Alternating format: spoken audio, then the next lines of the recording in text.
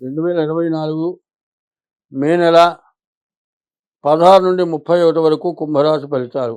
ఈ కుంభరాశికి ఒక్క శుక్రుడు తప్పితే ఏ గ్రహం బాగలేదు. ఈ కుంభరాశికి శుక్రుడు ఒకరు తప్పితే బాగలేదు. ఈ కుంభరాశికి ఏలినాడు శని జరుగుతోంది. ఈ కుంభరాశి ఈ నెల మాత్రం చాలా బాగా కష్టదశ అని చెప్పాలి. ఎటువంటి పరిస్థితుల్లో ఎవరు కూడా బాగు చేయలేనటువంటి పరిస్థితి కనపడుతోంది. ఈ రాశి వాళ్ళు ప్రత్యేకించి డబ్బులుంటే గుళ్ళోకి పోయి ఈశ్వరుడు అభిషేకం చేయించుకోండి. అట్లా చేయలేని పక్షంలో మట్టి పూజా స్టోర్లలో మట్టి అమ్ముతారు. అది శివలింగాలు చేసి అభిషేకం చేస్తారు.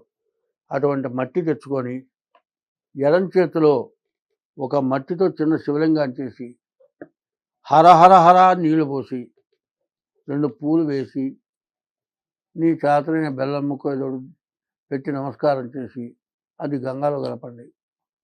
మీకున్నటువంటి సమస్త బాధలు పోతాయి. ఇది చాలా అవసరం. ప్రతిరోజు ఉదయం, మధ్యాహ్నం, సాయంత్రం సూర్య నమస్కారాలు చేయండి. ఉదయం బ్రహ్మస్వరూపం, మధ్యాహ్నంతో మహేశ్వరం, సాయంకాలం స్వయం విష్ణు, త్రికాలం వహ దివాకరం. 3 వేళలా 3 మూర్తులకి నమస్కారం చేయండి. ఈ కష్టదశలో ఎవరైనా సరే వాకిట్లోకి వచ్చి చెయ్యి దాపి అడిగిన వాళ్లకు మీ చేతనైన ధర్మం చేయండి. అది చాలా విశేషం. ప్రతిరోజు కూడా ఇష్టదైవాన్ని పూజించండి, తల్లిదండ్రులను పూజించండి. ప్రతిరోజు దేవాలయానికి వెళ్ళి దైవ దర్శనం చేసుకోండి. ప్రత్యేకించి చెప్పేది ఒకటి, నవగ్రహాల గుళ్ళోకి వెళ్ళి ప్రదక్షిణ చేసి బయటకు వచ్చిన తర్వాత కాళ్ళు కడుక్కుంటున్నారు. అది మాత్రం చేయవద్దు. అది చేస్తే మీరు చేసిన సత్ఫలితం మొత్తం పోతుంది. కాబట్టి మీరేం చేయాలి? ప్రత్యేకించి గుళ్ళోకి వెళ్ళిన తర్వాత, నవగ్రహాల గుళ్ళోకి నుంచి బయటకు వచ్చిన తర్వాత కాళ్ళు కడుక్కోవద్దు.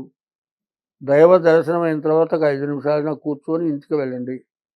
ఇంటికి వెళ్ళంగానే కూడా కాళ్ళు కడుక్కోవద్దు. కొంతసేపు కూర్చున్న తర్వాత కాళ్ళు కడుక్కోండి.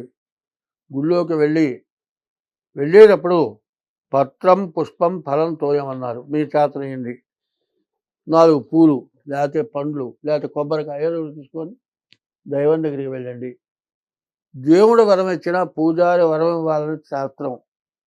పూజారికి ₹1 చేతిలో పెట్టి దండం పెట్టండి.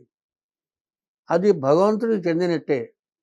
ఒక మనిషి మన ధనాన్ని తింటే, ఎందుకంటే ఆ దైవాన్ని అర్చించుకుంటే అర్చకుడికి మీరు దానం చేసింది దైవానికి ఇచ్చిన దానికంటే 1000 రెట్లకు ఫలితాన్ని ఇస్తుంది. కాబట్టి గుళ్ళోకి వెళ్ళటం, దైవ దర్శనం చేసుకోవటం, ఆ దేవుడి గుళ్ళో ఉన్న అర్చకుడికి ఏదైనా మీ చేతనైంది ఇవ్వటం, ఇది చాలా విశేషం. తర్వాత అర్చకుడిని దూషించవాకండి. గుళ్ళోకి వెళ్ళి లోకాపరాయణమని చెప్పుకోవద్దు. వాళ్ళు చాలామంది ఏం చేస్తున్నారంటే, ఇళ్లల్లో అత్తలకి కోడళ్ళకి పడకపోయినా ముసలివాళ్ళని తిడుతుంటే వాళ్ళు వచ్చి గుళ్ళో కూర్చొని వాళ్ళ బాధలు చెప్పుకొని ఊళ్ళో లోకాపరాయణం చెప్పుకుంటున్నారు. అది కాదు చెప్పుకోవాల్సింది. మంచి మాటలు చెప్పుకోవాలి. రామాయణం, భారతం, భాగవతం ఇట్లాంటి వాటికి సంబంధించినవి ఒకళ్ళు చెప్పుకోవాలి. అటువంటి మంచి మాటలు చెప్పుకోవడం చాలా విశేషం. కానీ ఈ రాశి వాళ్ళు 9 గ్రహాలకు కూడా జపము, శాంతి హోమం చేసుకోండి. మీకు అన్ని విధాలా కలిసి వస్తుంది.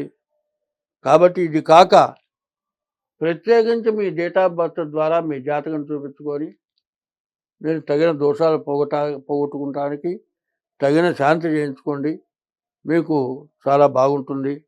ఇది చాలా కష్టదశ కాబట్టి మీరు తగిన బాధ్యతగా చెప్పింది విని చేసుకోండి. స్వస్తి.